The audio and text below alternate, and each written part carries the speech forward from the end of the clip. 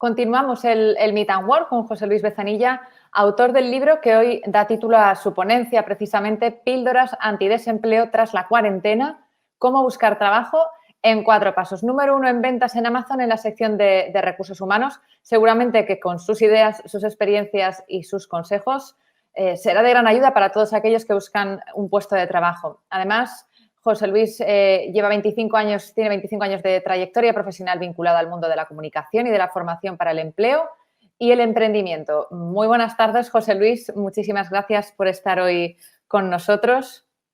Hola, buenas tardes. ¿Me oís bien? Perfecto. Vale. Hola, antes de nada, quería agradeceros al Ayuntamiento de Santander, a su agencia de desarrollo y que sé que además trabajan en un programa de empleo al que tengo mucho cariño, que es el de las lanzaderas de empleo, por eso conozco bastante de cerca a la agencia de desarrollo y y a los organizadores del evento, ¿no? A ti, a Verónica y a Juan y toda la gente que formáis el equipo que organiza el evento, porque aunque sea de manera virtual, siempre se agradece volver a tu tierra, ¿no? Mucho talento cántabro ha habido hoy en Meet and Work. Sí, la tierruca. Pues deseando escucharte, José Luis. Vale, pues antes de presentarme, lo que sí que me gustaría es contaros el porqué y el para qué de esta charla, ¿no? De este tiempo que vamos a compartir. Creo que es lo correcto, ¿no? Antes de que decidáis continuar y ya que estáis conectados, pues saber de qué vamos a hablar, ¿no? Cuando hace unos días me llamó Juan, me llamó la organización para participar en este encuentro donde se habla de personas, se ha estado hablando de empresas, se ha estado hablando de emprendimiento, se ha estado hablando de esos viajes virtuales, de metaversos, en fin. Pues creí en su momento cuando me invitaron que era un buen lugar para repartir unas píldoras antidesempleo, ¿no? Que hace ahora mismo un año decidí, pues de alguna manera, reunirlas en un libro, el libro que tenéis ahí en pantalla, de ahí el título de la charla, Píldoras antidesempleo tras la cuarentena. Yo aprovecho también para hablar de mi libro, por supuesto. Y lo que traté en este libro y lo que voy a tratar en esta charla, en este tiempo que vamos a compartir, va a ser el de, como os digo, repartir unas pildoritas, unas píldoras antidesempleo, y planteo la charla como un viaje en 4 pasos, ¿no? De hecho, el título o el subtítulo del libro es Cómo buscar trabajo en 4 pasos, porque después de mi experiencia de tantos años trabajando en programas de empleo y acompañando a personas en situación de desempleo, creo que estas píldoras han ido funcionando, siguen funcionando y espero que, como decía Peridis en el prólogo del libro, se lleguen a vender en farmacias, ¿no? No estaría nada mal. Como os digo, son píldoras en forma de consejos que parten no solo de mi propia experiencia personal en el desempleo, que también lo he sufrido como tantos otros, sino sobre todo de experiencias de personas a las que he ido acompañando, ¿no? Durante todo este tiempo, trabajando en programas de empleo. Bueno, dicho esto, lo que voy a tratar es precisamente de organizar este viaje, esta charla, en esos 4 pasos, donde en cada una de las etapas iremos recogiendo, o aquellas personas que les interese irán recogiendo aquellas píldoras que crean que les pueden venir bien, ¿no? Como os decía, en cuanto a mi presentación, tratamos siempre de hablar desde el yo, es decir, cuando nos toca presentarnos en un foro, en una charla, en un evento, en un networking, en una entrevista, siempre tratamos de presentarnos primero. Lo reducimos normalmente al ámbito laboral, es decir, decimos, pues, soy profesor universitario y formador, soy escritor y contador de historias, soy periodista y reportero gráfico, soy técnico de empleo, soy orientador laboral. A lo largo de nuestra vida profesional hemos sido tantas cosas que muchas veces, cuando nos preguntan qué somos, pues mira, prefiero hablar no de lo que soy, desde el yo, sino hablar desde quién soy, qué ofrezco, a quién ayudo, qué soluciono, de qué manera, dónde. Os diría que ahora mismo acompaño a personas que están buscando un empleo, que están buscando salir de esa situación tan tan dolorosa para muchas personas, que es el desempleo. Y también acompaño a personas que de alguna manera quieren cambiar su orientación laboral, ¿no? Tengo la suerte de trabajar actualmente en esta empresa, que tengo aquí detrás el cartel de Federación Vizcaína de Empresas del Metal, donde desde hace ya 1 año y unos meses acompañamos a personas que se han quedado en situación de desempleo para de alguna manera reorientarlas, recualificarlas y recolocarlas en empresas que pertenecen a esta federación, ¿no? He dado, creo que con el lugar adecuado donde se cierra el círculo del empleo, puesto que, por un lado, atendemos a esas personas que vienen buscando una oportunidad laboral, vienen buscando una solución a sus problemas, vienen buscando salir de esa situación de lo que es el desempleo. Por otro lado, cubrimos también las necesidades de aquellas empresas que tienen sus propias demandas de perfiles cualificados y les cuesta muchas veces encontrar. Nosotros tratamos de hacer ese match, ¿no?, entre las personas y las empresas. Y de esta manera yo creo que desde aquí, desde la federación, conseguimos el to win, es decir, tú ganas, yo gano, todos ganamos, ¿no? Las personas contentas porque encuentran su oportunidad laboral, las empresas contentas porque encuentran a esos perfiles profesionales que tanto les está costando encontrar, y por otro lado también, bueno, pues nosotros encantados de la vida, porque no hay trabajo más agradecido que uno en el que cada día te dan las gracias por acompañarles, por alegrarles un poquito su vida y por hacerles pues mucho mejor su existencia, ¿no? Que al final es mucho decir. O sea, es decir, yo cuando hablo de mi propósito y de mi trabajo me siento un auténtico afortunado, ¿no? Porque ¿quién soy? Bueno, pues soy una persona que acompaña a otras en su búsqueda de empleo. ¿Qué ofrezco? Pues herramientas para que mejoren su empleabilidad, aumenten sus oportunidades de encontrar un empleo. ¿A quién ayudo? Bueno, pues a personas que están en situación de desempleo, pero también a aquellas personas que en un momento dado de su vida laboral o profesional deciden cambiar, deciden de alguna manera reorientar su objetivo profesional, ¿no? ¿Qué soluciono? Pues un gran problema, ¿no? O trato de solucionarlo o acompañarlos y ayudarles a solucionarlo, ¿no? Que es esa situación de desempleo. ¿Y de qué manera? Pues con mucho trabajo, trabajando en sesiones individuales, en sesiones grupales y, sobre todo, empujando a las personas para que sean ellas las que tomen las riendas de su propia búsqueda, ¿no? Nosotros podemos facilitar herramientas, podemos facilitarles dinámicas de trabajo, podemos hacerles un camino o trazarles un camino en 4 etapas, como es lo que voy a tratar de explicaros en este tiempo que tenemos, pero van a ser las personas son las personas las que trabajan, ¿no? Las que ellas mismas van a tomar las riendas de su vida y de alguna manera van a empezar a hacer todo aquello que depende de ellas para salir de esa situación, ¿no?, tan lamentable que es el desempleo. Como os decía, bueno, llevo unos cuantos años trabajando en el ámbito laboral, en el ámbito del empleo, en diferentes programas. Ahora mismo trabajo con la Federación Vizcaína de Empresas del Metal, pero estoy trabajando también para la Diputación Foral de Vizcaya, trabajamos también para la Lanbide, he trabajado también para el Servicio Cántabro de Empleo. En fin, al final hemos ido trabajando en diferentes programas y durante ese camino, durante esa trayectoria, he aprendido muchísimo. He ido recogiendo experiencias, he ido recogiendo consejos y al mismo tiempo todo aquello que yo aprendía trataba de volcarlo de nuevo en aquellas personas a las que acompañaba, ¿no? Lo que hice fue esos consejos, darles forma de píldoras antidesempleo para que de esa manera se convirtiesen en herramientas suficientes para tomar sus propias decisiones, ¿no?, las personas a las que acompañaba. He oído una palabra esta mañana en una de las charlas de Palibex, hablaba Ana y Patricia, donde se hablaba sobre todo del tema de la actitud, ¿no? Cuando hablábamos de competencias profesionales, bueno, pues la actitud es la que es el manto, ¿no?, al final, que lo cubre todo, ¿no? Una persona con actitud, una persona motivada, una persona con ilusiones es un éxito seguro en el mercado laboral.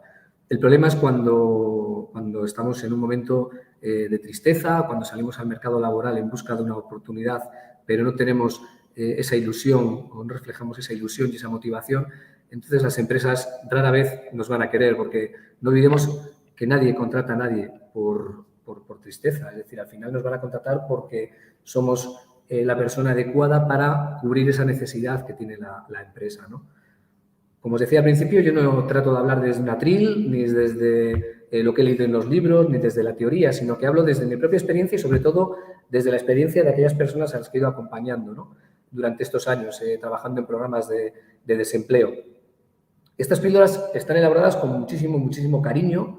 El libro, de hecho, es un libro que yo siempre lo defino como un libro de compañía, porque cuando caemos en el desempleo, a menudo nos encontramos en una situación de parados. A mí me gusta utilizar la palabra parado, pero sí que la primera reacción es la de paro, te quedas parado, ¿sí? ¿Qué hago ahora? Y te quedas o estás muy desamparado, ¿no? Entonces siempre se agradece que alguien te ayude, alguien te oriente, alguien te muestre nuevas oportunidades y, de alguna manera, con una linterna te ilumine aquellos caminos que puedes encontrar, ¿no? Porque cuando nos quedamos en desempleo, y lo digo de por propia experiencia, lo vemos todo muy negro, lo vemos todo muy oscuro, ¿no? Y necesitamos muchas veces que algo, alguien nos encienda esa luz, ¿no?, para ir descubriendo nuevas oportunidades, ¿no? Tengo un buen amigo al que le gusta mucho el baloncesto, y este hombre, un día hablando con él, me comentaba que los jugadores de baloncesto, cuando llegan, cuando tienen una lesión, cuando sufren una lesión a lo largo de su carrera profesional y tienen que estar durante un tiempo en rehabilitación, con operaciones y demás, durante su proceso de rehabilitación tratan siempre de volver mucho mejor de lo que eran. Es decir, aquella persona, aquel alero que no tenía un buen tiro de tres, bueno, pues durante esa rehabilitación, si la lesión se lo permite, practica el tiro de 3 y practica desde la línea de 3 y practica desde la línea de 6,25, ¿no? Perdón. Hasta que cuando vuelve a la cancha, vuelve mucho mejor de lo que era. Bueno, pues yo trato de transmitir esto que me contó este buen amigo en cuanto al baloncesto, lo trato de transmitir siempre en mis programas de empleo, ¿no? Aprovechemos nuestra situación de desempleo para que cuando volvamos mejor al mercado laboral, ¿no? Volvamos con más fuerza, volvamos más motivados, más ilusionados y, sobre todo, seamos más competitivos porque vamos mejor formados, ¿no? Hay una pregunta que suele caer en los exámenes de las entrevistas de trabajo y es: ¿qué hiciste, ¿no?, durante el confinamiento? Claro, es una pregunta que parece muy inocente, pero en realidad ofrece muchísima información, o por lo menos a las personas que nos dedicamos a la selección de personal. Son preguntas que nos dan muchísima, muchísima información, porque claro, una persona que, estando en desempleo, por ejemplo, durante el confinamiento, se preocupó por formarse, se preocupó por asistir a charlas, a talleres, a eventos, que hubo multitud de ellos virtuales en Internet y todos gratuitos, o la mayor parte gratuitos. Una persona que ha aprovechado ese confinamiento para estar con la familia, para consumir cultura. Al final da muchísima, muchísima información, ¿no?, de cómo es esa persona, no solo en el ámbito profesional, sino de qué competencias transversales, ¿no?, tan importantes hoy en día en el mercado laboral, podemos sacar de esas conclusiones. Yo, por ejemplo, aproveché mi momento de confinamiento, me coincidió justo que finalizaba el programa de empleo en el que estábamos trabajando, concretamente una lanzadera de empleo aquí en Vizcaya, y me coincidió justo el final de esa lanzadera con el inicio del confinamiento. Hay una paradoja de la que yo suelo hablar mucho y es la paradoja de los que nos dedicamos a la orientación para el empleo, ¿no? Y es que comenzamos trabajando con personas desempleadas y nuestro contrato finaliza muchas veces cuando esas personas están ya encaminadas y están ya en el mercado laboral activas, y nosotros pues tenemos que, de alguna manera, que volver otra vez al desempleo y a buscar nuevas oportunidades donde volver a trabajar en nuevos programas de empleo, ¿no? Al final parece como que los que nos dedicamos al empleo y a la orientación somos servicios de urgencia, ¿no? Es decir, se nos contrata por un periodo de tiempo y cuando hemos subsanado ese problema concreto, pues, bueno, pues esto es una reivindicación, ¿no?, que me gusta siempre hacer y aprovechar cualquier foro para reivindicar la situación laboral en la que nos encontramos muchas veces las personas que nos dedicamos al empleo, ¿no? Bueno, pues yo aproveché ese momento de confinamiento, aproveché para escribir este libro. Bueno, pues tenía tiempo, cosa que muchas veces no tenemos, y en ese momento, pues afortunadamente yo lo tenía, y tenía posibilidades, puesto que tenía un desempleo, una prestación, y bueno, me lo podía permitir, y empecé de alguna manera a recopilar todo eso que había aprendido y que yo había enseñado o que había compartido a personas que estaban en desempleo, a las que había ido acompañando durante este tiempo en diferentes programas, y decidí escribirlo. De alguna manera recogerlo, por lo menos para tenerlo siempre al alcance, ¿no? Y fue mi mujer la que me dijo, oye, ¿por qué no haces un libro? Entonces, bueno, pues me informé de cómo podía de alguna manera publicarme un libro, de cómo podría autopublicarme, porque al final muchas distribuidoras, muchas editoriales, bueno, pues cuando no eres un autor conocido, que yo no era ni autor siquiera porque no tenía nada escrito, bueno, pues al final no te consideran lo suficientemente atractivo, tampoco es normal, porque no pueden apostar por ti. Entonces, bueno, pues es preferible en estos casos, o decidí yo por lo menos, autopublicarme, ¿no? Entonces me informé de cómo hacerlo y a través de una plataforma online, bueno, pues me publiqué el libro y mi sorpresa fue que a los 2 días de publicarlo, de subirlo a Amazon en concreto, bueno, pues fue el libro más vendido, ¿no? En recursos humanos. Desde entonces, la verdad es que este libro me ha traído muchísimas satisfacciones. No pensaba que un libro me iba a dar tantas alegrías, pero este libro me las está dando. Y sobre todo alegrías porque cada día, no todos los días, ojalá fuera así, pero muchos días recibo mensajes, sobre todo a través de LinkedIn, recibo felicitaciones y sobre todo agradecimientos, ¿no? De personas a las que, bueno, estas historias, porque es un libro muy humano, es un libro de compañía y un libro muy humano, pues este libro les acompaña en ese proceso de búsqueda. Como os decía desde el principio, yo quiero tratar esta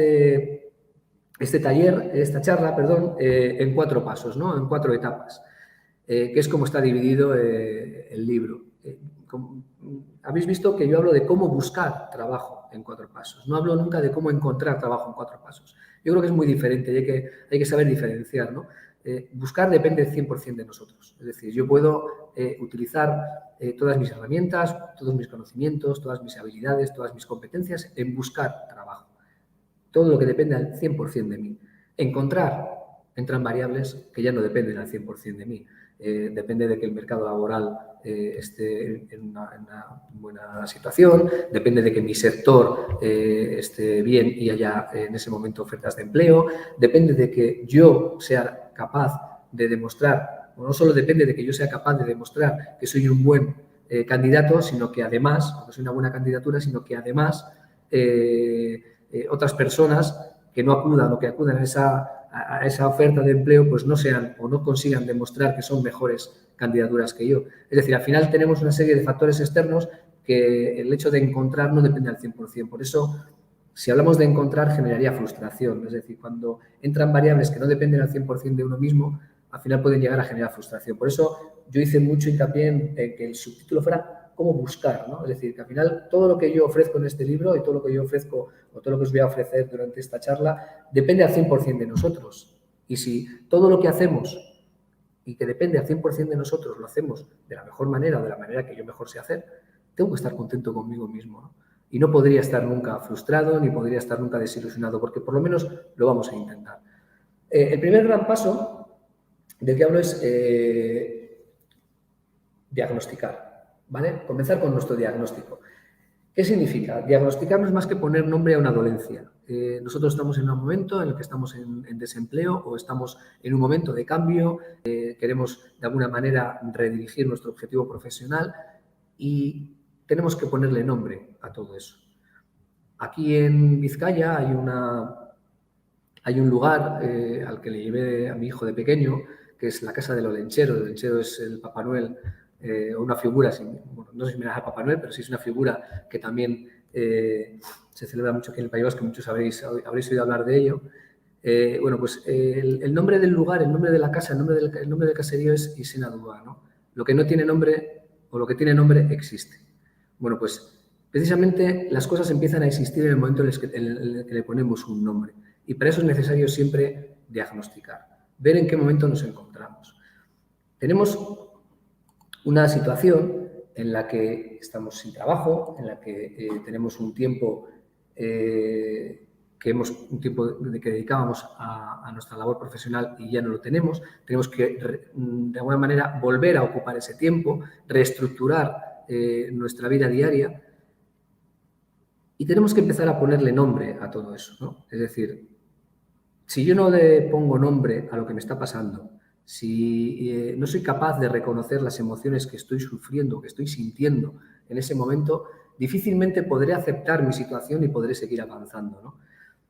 Aquí os muestro un cuadrante que yo creo que es bastante visual, donde ante una situación en la que yo no puedo cambiar nada, puedo tomar dos decisiones.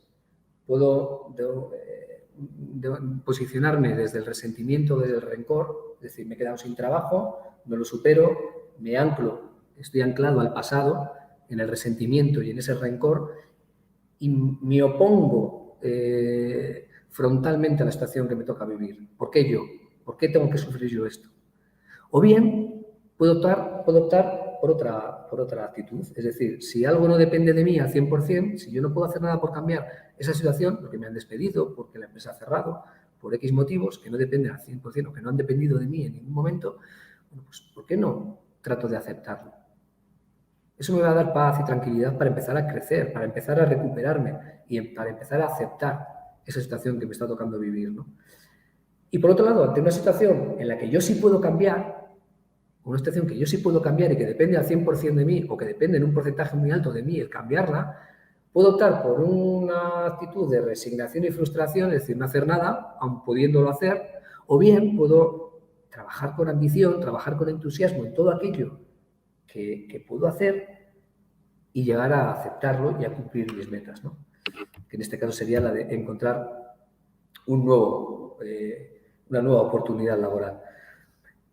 Cuando hablamos de herramientas para diagnosticar, yo en el libro hablo de varias, aquí os he traído 3 en concreto. Por ejemplo, hablo del duelo post-despido, es decir, cuando perdemos un trabajo, cuando estamos en el desempleo, muchas veces los sentimientos que nos surgen son muy parecidos a los que tenemos cuando perdemos a un ser querido. No tiene nada que ver, por supuesto, la magnitud no es la misma ni mucho menos, pero sí que los pasos, las diferentes fases del duelo, pues son muy similares, ¿no? Por un lado tenemos una primera etapa de negación, ¿no? Es decir, al final nos oponemos frontalmente a lo que nos está ocurriendo. Esto no puede ser, no me puede estar pasando a mí. Después de 15, 20 años, 5 años trabajando en esta empresa, lo estoy dando todo. ¿Cómo es posible que me toque a mí esto vivir, ¿no? Bueno, pues es una primera fase que suele ocurrir, ¿no?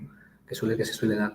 Hay una segunda fase en la que esa negación se transforma en ira, ¿no? En rabia. No entendemos lo que nos está ocurriendo y empezamos a pensar y a de alguna manera nos volvemos pues muy violentos cuando hablamos. Por ejemplo, cuando vamos a una entrevista de trabajo, si estamos en esa situación, en ese momento de nuestro duelo, se reconoce enseguida, ¿no? Porque en cuanto empieza a hablar del despido, en cuanto empieza de alguna manera a revivir aquella situación que le tocó vivir cuando le despidieron, no solo los gestos de su cara, no solo el lenguaje que utiliza, sino lo que dice, que muchas veces pues caemos en ese error que es el sincericidio, ¿no? Donde creamos un ambiente de confianza entre la persona entrevistada y el entrevistador y al final acabamos diciendo cosas de las que luego nos arrepentimos, ¿no? Porque, por ejemplo, empezamos a hablar mal de nuestros anteriores jefes o de nuestras anteriores compañeras y compañeros. Entonces eso dice mucho, ¿no? Cuando Pedro habla de Juan, creo que es el dicho, cuando Pedro habla de Juan dice mucho de Pedro más que de Juan, ¿no? Es decir, al final cuando hablamos de otras personas y encima en negativo, pues estamos diciendo mucho de uno mismo, ¿no? Entonces hay que evitar hablar mal de otras personas, por supuesto, pero cuando estamos en ese momento de ira es inevitable, ¿no? El hablar mal de esa situación que estamos reviviendo. Bueno, pues tenemos que ir superando. Cuando vamos al mercado laboral y vamos a una entrevista de trabajo, tenemos que ir superando esas etapas, ¿no?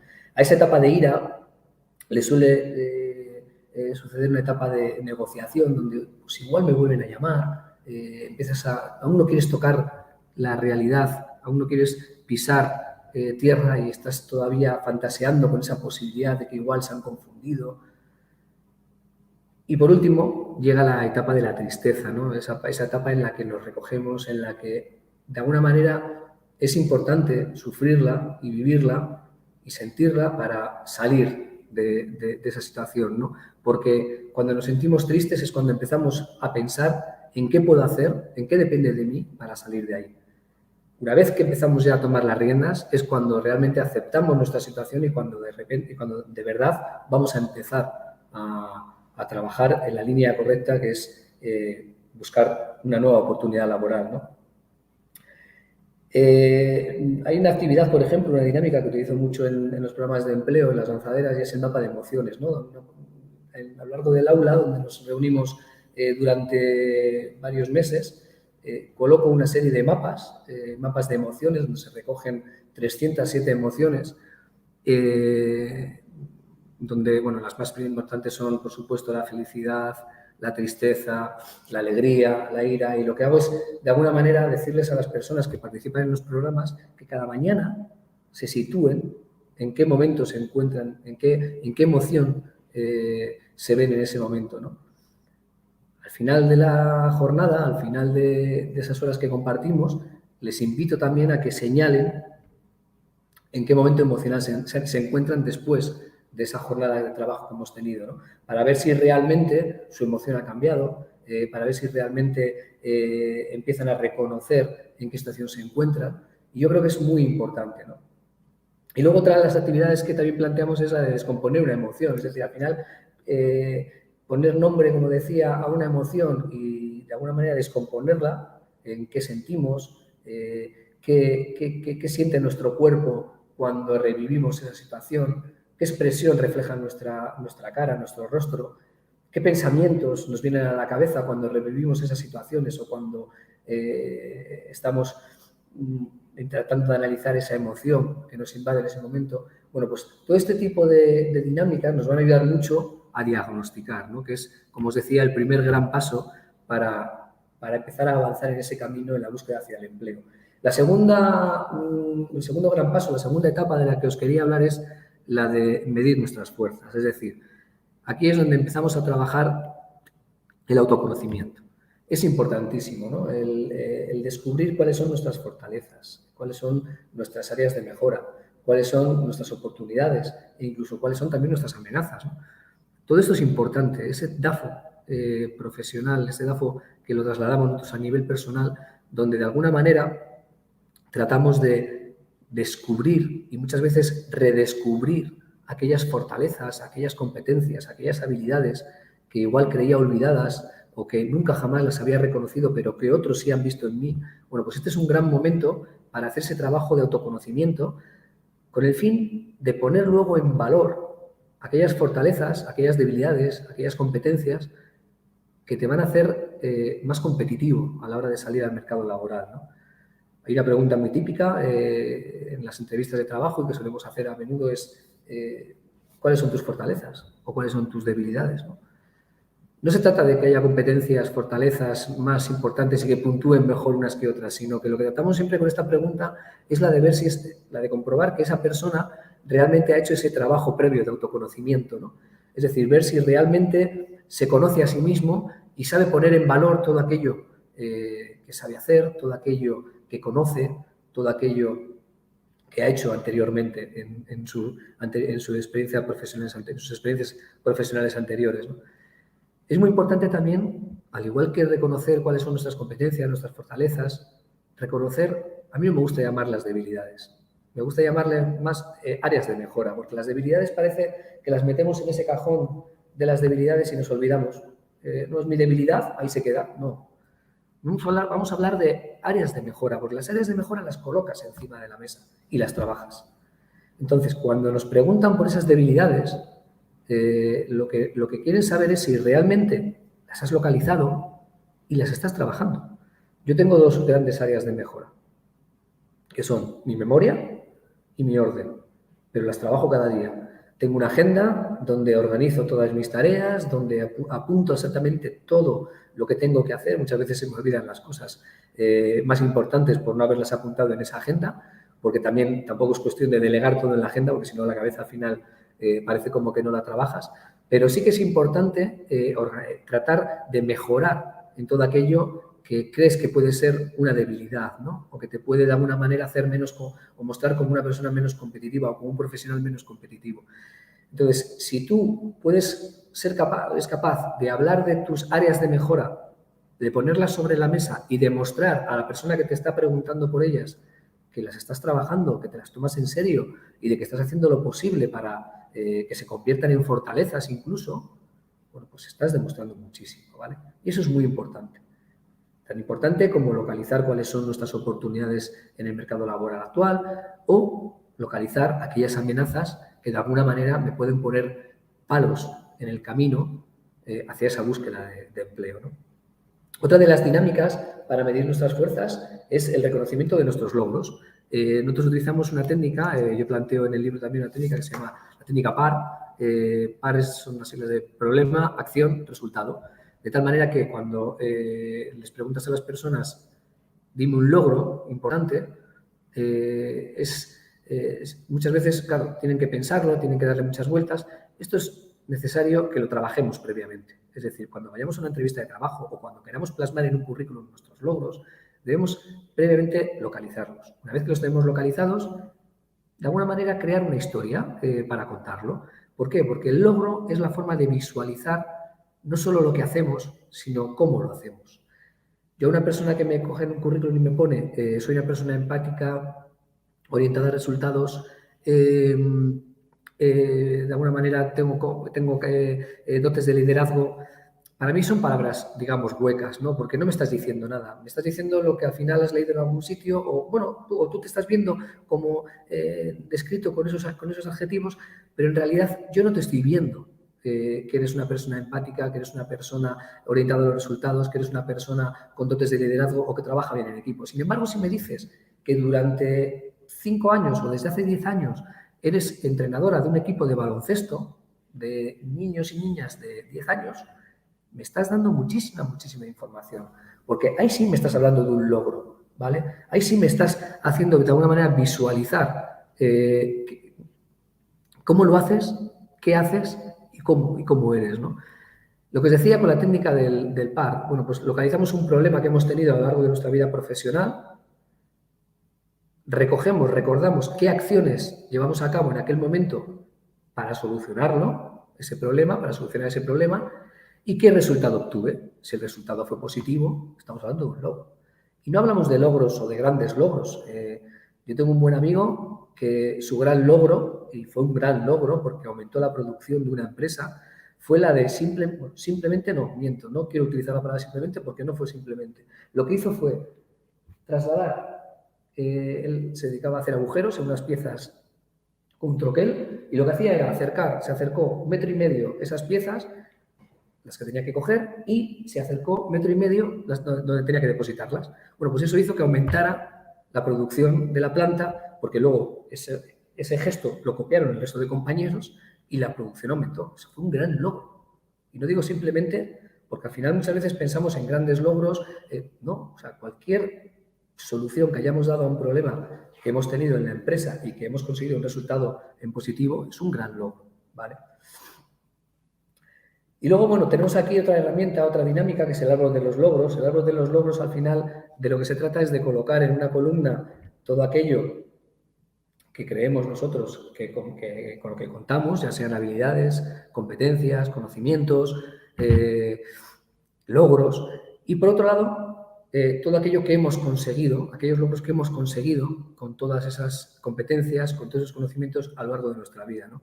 Yo les invito a veces a dibujar, sobre todo con personas que tienen la autoestima baja, les invito a que dibujen un árbol donde, por un lado, las raíces sean todos aquellos conocimientos, aquellas habilidades, aquellas competencias que tienen y que han puesto en práctica a lo largo de su vida profesional. Dibujen el tronco y de ese tronco surjan las ramas y los frutos. Habrá frutos más grandes y frutos más pequeños, pero que sean logros, cada fruto sea un logro, tanto a nivel personal como profesional, porque las competencias, las habilidades, los conocimientos, no solo vamos a conseguir logros profesionales, sino que también tenemos que poner muy en valor los logros personales, ¿no? El tercer gran paso, yo hablo de necesitas un plan, ¿no? Lo denomino estrategia de empleabilidad. Hay que crear una estrategia de empleabilidad.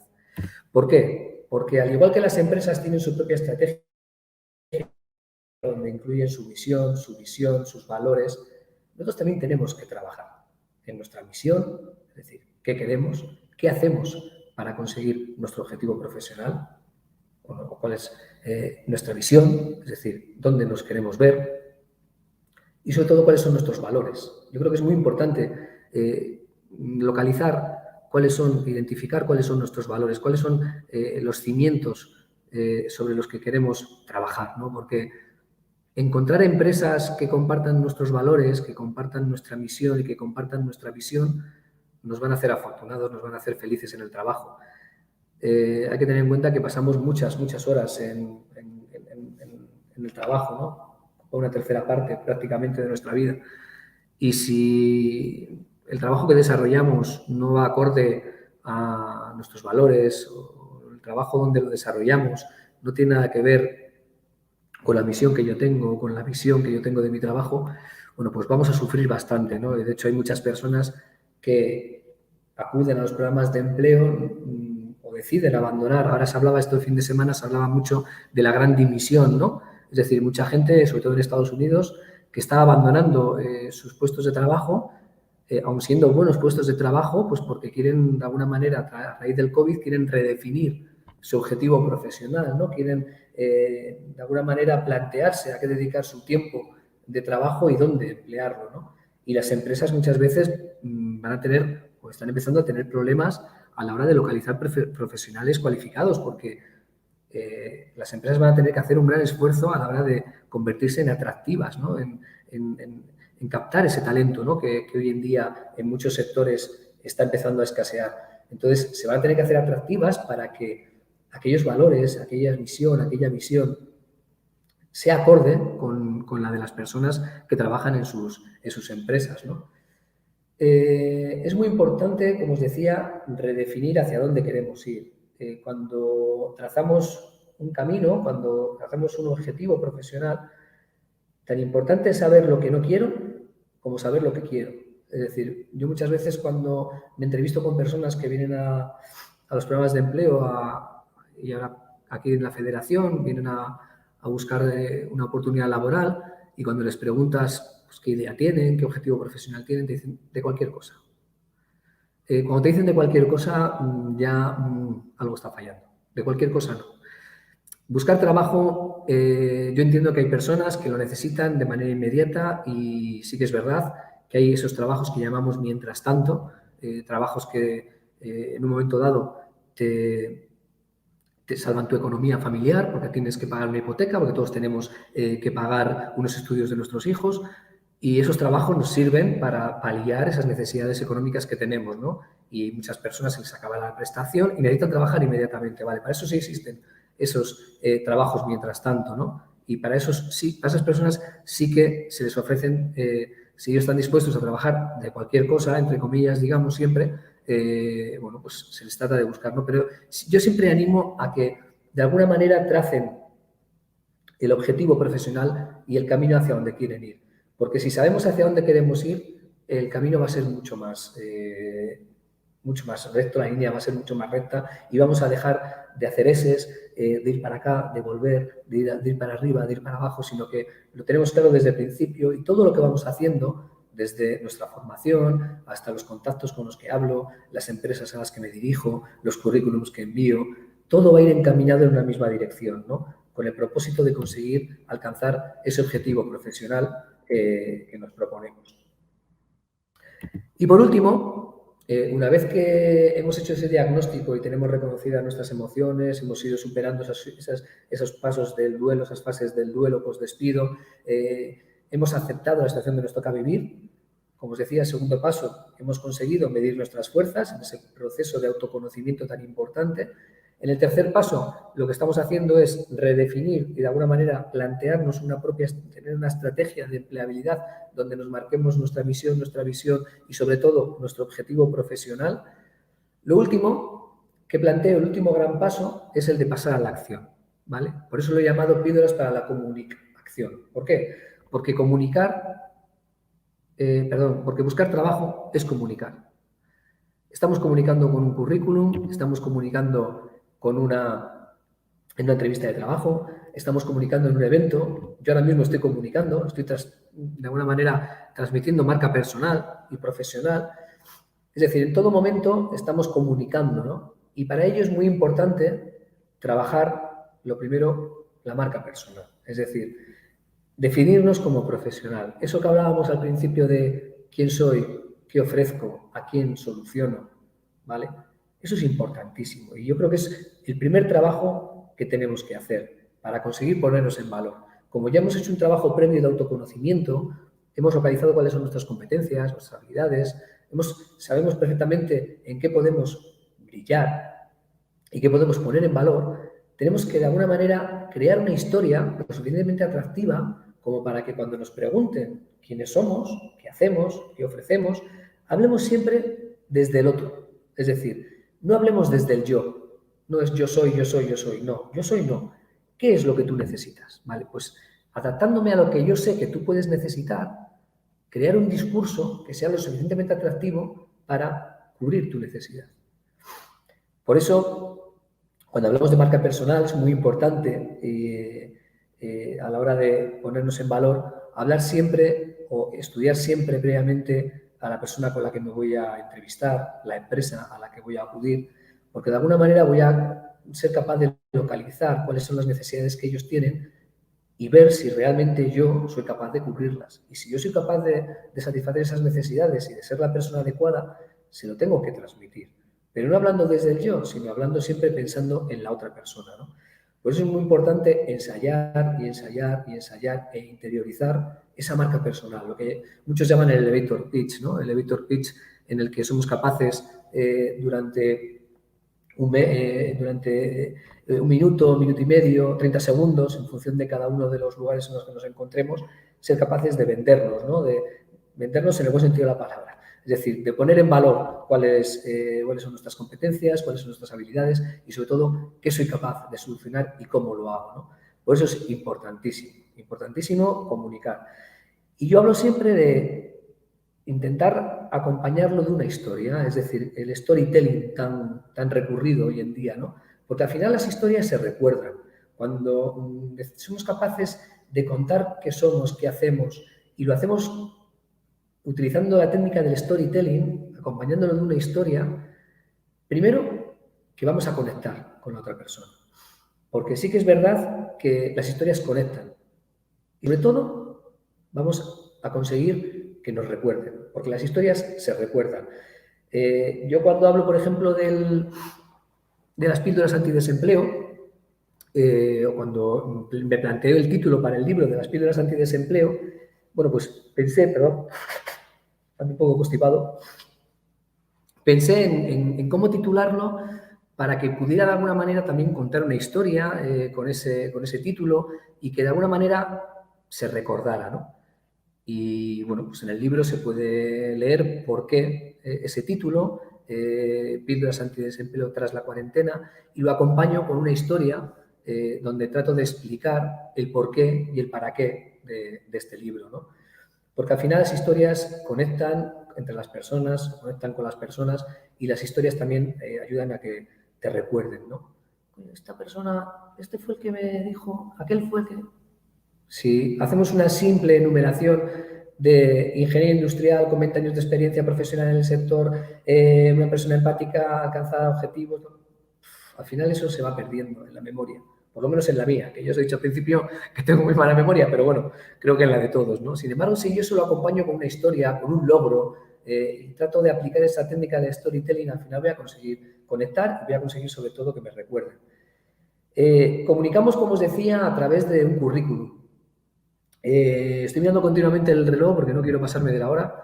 El currículum, cuando hacemos un currículum, yo hablo de la triple A de un currículum. La primera A es que sea atractivo visualmente. Atractivo visualmente me refiero a que sea un currículum que invite a ser leído. No se trata ni de hacer un currículum con colorinchis, ni de hacer un currículum con una foto más o menos agraciada. La foto ha de ser profesional, eso sí, ¿no?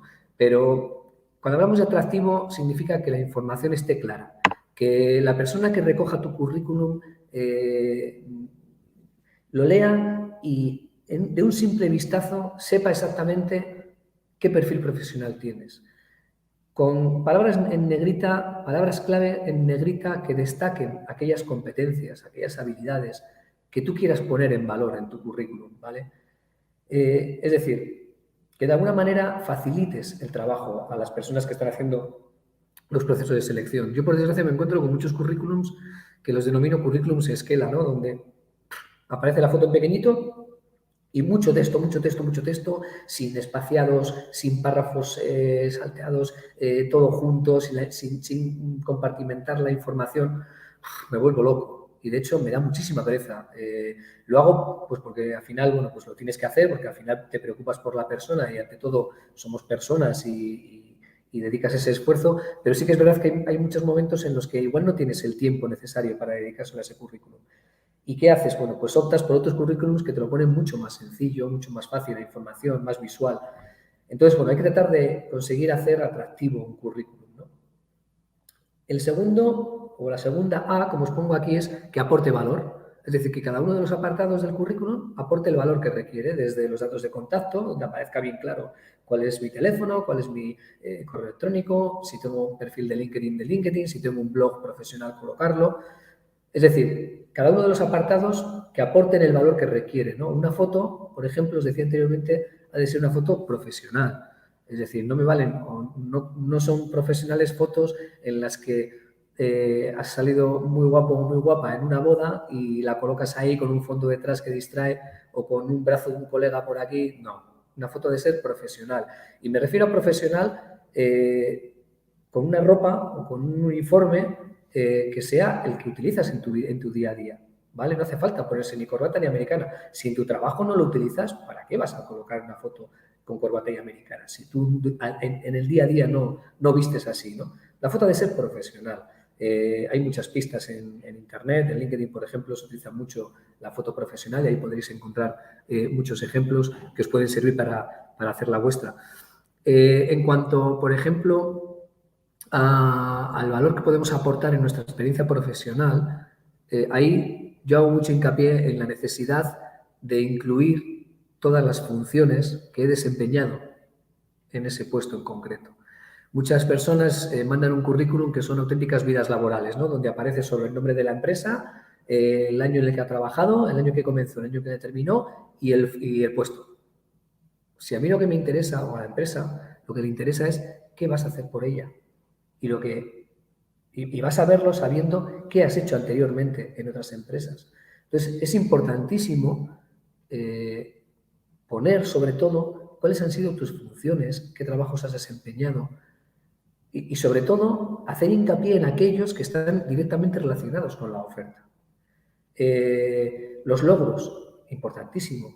No se trata de escribir 2 párrafos o un párrafo con un logro, pero sí una breve línea donde describas algún logro en cada uno de los puestos.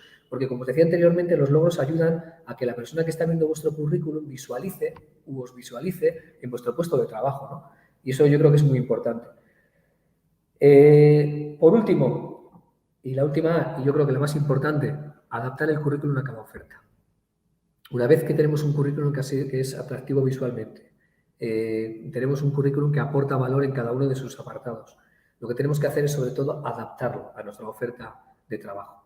Muchas veces sí que es cierto que no tenemos los requisitos, pero cuando los tenemos y sabemos la empresa a la que le vamos a dirigir el currículum, lo que tenemos que hacer es adaptar nuestro currículum a esa oferta. No vale hacer un único currículum y se acabó, a un envío masivo a todas las empresas del mundo mundial. No. A cada empresa, a cada oferta, deberíamos mandarle un currículum. Porque al igual que a nosotros no nos gusta que nos traten como a uno más, a las personas que nos presentamos a procesos de selección, no nos gusta que nos traten como a uno más, sino que nos gusta que nos traten de una manera, pues, no sé, que al final, bueno, pues digan, mira, esta persona. Porque a las empresas les ocurre lo mismo. A las empresas no les gusta tampoco que les traten como uno más. Yo he recibido currículums que se veía que había habido envío masivo a diferentes empresas porque no había quitado ni siquiera los remitentes, ¿no? Y nos estaban mandando el mismo currículum a 10 empresas diferentes. Pues no, porque queda poco profesional. Y sobre todo, ya no solo que quede poco profesional, sino que vas a perder muchísimas oportunidades. Si eres capaz de adaptar tu currículum a la oferta, si eres capaz de que los 5 requisitos principales de esa oferta, que tú cumples con ellos, los destaques en negrita, a ser posible, en tu currículum, vas a conseguir hacer un match perfecto, ¿vale? Entre la oferta y tu candidatura. Y seguramente que vas a pasar por lo menos el primer filtro de selección. Es muy importante a la hora de aportar valor, a la hora de adaptar nuestro currículum a la oferta y a la hora de hacerlo atractivo y que sea fácil de leer y que invite a ser leído, yo siempre recomiendo hacer un extracto de nuestro perfil profesional justo debajo de los datos de contacto y de nuestra foto. Un párrafo donde de alguna manera nos estamos definiendo como profesional, estamos diciendo quiénes somos, qué hacemos, cómo lo hacemos, y en ese párrafo lo vamos a utilizar como esqueleto, lo vamos a utilizar como nuestra base para luego ponerlo en valor y desarrollarlo en diferentes ámbitos. Es decir, ese elevator pitch del que hablábamos lo vamos a adaptar a cada una de las situaciones, porque no es lo mismo contarle a un amigo en un bar tomándome una cerveza o tomándome un café qué hago, qué soy capaz de hacer porque estoy buscando trabajo y quiero que me ayude, que en una entrevista de trabajo contarle a la persona que me está entrevistando qué hago, qué soy capaz de hacer y cómo lo hago, ¿no? Tendremos que adaptar a cada situación ese mensaje, ¿no? Y el currículum, tenemos ahí un lugar, un espacio, que es justo como os digo, debajo de la foto y debajo de los datos de contacto, donde podemos de alguna manera incluir ese párrafo en el que la persona que está leyendo tu currículum, leyendo ese extracto, leyendo ese párrafo, se va a hacer una idea de qué perfil y de qué persona se va a encontrar cuando la entreviste. Por último, tercera herramienta, entrevista de trabajo. La entrevista de trabajo es el momento posterior al currículum, es decir, es el lugar al que queremos llegar, pero que cuando llegamos más miedo tenemos, ¿no? Es decir, es normal. Al final, una entrevista de trabajo es una oportunidad, nos vamos a exponer o vamos a hablar directamente con la persona, ya sea de manera virtual, como ocurre últimamente a raíz de la pandemia, como de manera presencial, pero nos vamos a exponer, ¿no? Vamos a contar nuestra vida, vamos a contar... Bueno, lo primero que tenemos que pensar es que las personas que nos entrevistan, más que saber, más que querer saber la historia de nuestra vida, lo que quieren saber es qué podemos ofrecerles, ¿vale? Esto nos puede llevar a cambiar el chip de cómo afrontar una entrevista de trabajo y al mismo tiempo nos va a ayudar a rebajar esos miedos.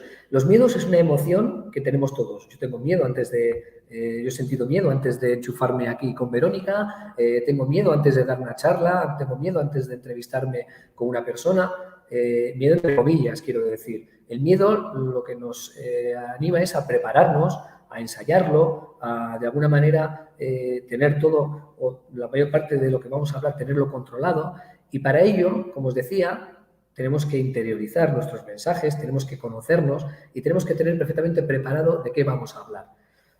Si vamos con una mentalidad de dar en vez de pedir, nuestros miedos se van a rebajar. Parece ser que el ser humano está programado para ser generoso por naturaleza. De tal manera que si nosotros somos capaces de acudir a una entrevista de trabajo con mentalidad de dar más que de pedir, es decir, yo voy a darte mi conocimiento, yo voy a darte mis competencias, yo voy a darte mis servicios y yo voy a darte o voy a tratar de darte una solución. Siempre nunca desde la prepotencia, ni mucho menos. Siempre desde la modestia, pensando en lo que la otra persona quiere escuchar, pero siempre tratando de darle lo que la otra persona necesita. Si vamos con esa mentalidad a una entrevista de dar, más que de pedir, yo creo que eso nos va a ayudar mucho a rebajar nuestros miedos, ¿no? Como os decía también, y como incluyo aquí en la diapo, contar desde el otro. Es decir, no contar desde el yo soy, yo hago, no. ¿Qué es? Previamente he investigado a la empresa, previamente he localizado qué es lo que necesitan y lo que voy a hacer es, de alguna manera, tratar de darle lo que la empresa necesita, ¿no? Luego, la importancia de sintonizar, es decir, necesitamos sintonizar con la persona. Eso que hablábamos de los valores, de que nuestra misión, de que nuestra visión, de que nuestro propósito vaya acorde a... Por eso es importante elegir bien las empresas a las que nos dirigimos. Cuando tenemos oportunidad de hacerlo, por supuesto. Hay veces que no nos queda otra y, bueno, pues no queda otra. Pero si podemos elegir, vamos a elegir bien las empresas, vamos a estudiarlas, vamos a tratar de buscar lazos de conexión, vamos a buscar en LinkedIn, por ejemplo, quién trabaja en recursos humanos, personas que han trabajado en esa empresa o que están ahora mismo trabajando, buscar lazos de conexión para conseguir llegar a sintonizar con la empresa y, sobre todo, sintonizar con la persona que tenemos delante y que nos está entrevistando, ¿no? Y sobre todo, y por último, para rebajar ese miedo, tenemos que pensar en que no existen últimas oportunidades.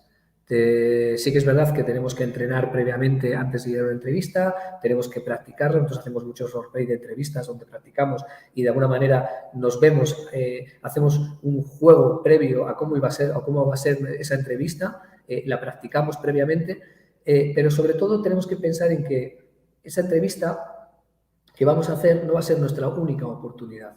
Yo a mi hijo, estos días que está perdiendo muchos partidos en el básquet, el pobre, yo siempre les digo, ¿no? Tranquilos, a veces se gana y a veces se aprende. Es lo que hay que pensar, ¿no? Cuando vamos a una entrevista de trabajo y nosotros hemos hecho todo lo que dependía de nosotros directamente y no hemos conseguido el resultado que queríamos, tenemos que estar contentos con nosotros mismos. Igual ha habido otra persona que lo ha demostrado mejor que yo o que en ese momento cubría las necesidades que dictaba la persona mejor que yo. Entonces, bueno, si hemos hecho todo lo que dependía directamente de nosotros, lo que tenemos que estar es tranquilos y aprender de aquello que hemos hecho en la entrevista. Seguramente que cuando salimos de la entrevista, porque una cosa es la entrevista que tenemos preparada, otra es la entrevista que hacemos y otra es la entrevista que hubiésemos hecho. Entonces, bueno, pues con ese aprendizaje es lo que nos tendríamos que llevar para la siguiente entrevista. No os voy a hablar más porque ya me paso de tiempo, son -5 y si hay alguna pregunta que hacer, me gustaría de alguna manera resolverlas y además, bueno, pues todo lo que tenía preparado para después creo que es algo de lo que se ha hablado ya a lo largo de esta jornada, pues el tema de la flexibilidad laboral, el teletrabajo, la automatización, la robotización, se ha hablado hasta de metaversos, de presentaciones virtuales, aprendizaje permanente, o trabajo por objetivos. Yo creo que son cosas que marcan un poco cuáles son las claves del mercado laboral actual y del futuro, aunque ya es más actual que en el futuro. Y yo creo que, bueno, pues sobre todo hacer hincapié en trabajar esa formación continua, aprovechar esos momentos de cuarentena, esos momentos de desempleo para volver mejor de lo que éramos y sobre todo, bueno, pues aplicarnos en competencias digitales, ¿no? Porque yo creo que si hay un tema que al que se ha hecho mención a lo largo de la jornada de hoy, ha sido precisamente a ¿no? A lo digital. El mundo digital, que aunque parece que estamos volviendo a lo presencial, aún tengo que visitar Santander de manera virtual, pero bueno, espero que esto finalice y que volvamos todos a la normalidad lo antes posible. Aquí os dejo bueno, mis datos si queréis contactar conmigo en LinkedIn, mi correo electrónico y mi perfil de Instagram. Y bueno, y el libro donde de alguna manera todo de lo que os he hablado ahora pues lo cuento y lo ilustro con muchas historias, con muchas experiencias y sobre todo con muchos consejos que bueno, pues os pueden ayudar en vuestro camino hacia el empleo. Verónica, yo creo que... Una charla tremendamente interesante y vital, yo creo, para alguien que esté buscando un puesto de trabajo. Yo quería hacerte una pregunta que quizás, o sea, bueno, tú como técnico de empleo me sabrás responder y no sé si todo el mundo habrá conocido a alguien o, bueno, yo no solo una persona, varias personas que bueno, van a infinidad de entrevistas de trabajo y salen desmoralizados. Nunca me llaman, pero muchas entrevistas de trabajo. ¿Dónde está el problema aquí? Lo decía anteriormente, a ver, muchas veces cuando nos quedamos en desempleo no tenemos a nadie que nos oriente, no tenemos a nadie que de alguna forma nos ilumine, ¿no? Por ese camino, porque claro, yo me encuentro con muchísimos currículums que realmente no ponen en valor lo que son capaces de hacer esas personas. Claro, aquí, por ejemplo, trabajamos para programas públicos de empleo y lo que hacemos es recibir a todas las personas que acuden. Es decir, no hacemos una criba inicial de a ti sí porque me has mandado un currículum mejor, no, porque parte de nuestro trabajo es precisamente el de mejorar su currículum. Y cuando tienes el currículum delante y tienes a la persona enfrente y empieza a contarte su vida y su historia y empieza a contarte todo lo que ha trabajado en anteriores experiencias profesionales, te quedas alucinado porque dices, es que, a ver, no me estás contando absolutamente nada de lo que es tu experiencia profesional. No estás sacándole brillo a tu trayectoria profesional. De alguna manera me has escrito 4 líneas, me has puesto de alguna manera para cubrir el trámite, me has mandado un currículum. Y claro, muchas veces no pasamos cribas porque, primero, no nos tomamos la molestia, como decía, de adaptar nuestro currículum a la oferta de trabajo. Si yo pongo un anuncio de calderero y aunque tú hayas trabajado 20 años de calderero, no me lo pones en tu currículum o no eres capaz de que yo lo vea claramente, pues para empezar, seguramente tu currículum no va a llegar a la mesa de los seleccionados. Lo importante es hacer un currículum que sea atractivo, un currículum que aporte el valor que realmente tienes, que le saques brillo y, sobre todo, que se ajuste a lo que la empresa o a lo que la oferta en ese momento está requiriendo de ti, ¿no? Si conseguimos que nuestro currículum llegue a la siguiente fase, que es la de la entrevista, ahí también hay mucha gente que te dice, jo, es que yo mando currículums, llego a la entrevista pero nunca la supero. Vale, pero ¿la has preparado previamente? Cuando te han preguntado cuáles son tus fortalezas, ¿has aprendido para la siguiente entrevista, que puede ser otra pregunta de examen y que te puede volver a tocar? ¿La has trabajado? ¿Has hecho ese trabajo previo de autoconocimiento? Al final, cada caso es un mundo, ¿no? Y cada persona, al final, las razones por las que se les desestima de una oferta, pues son muy variables, son múltiples.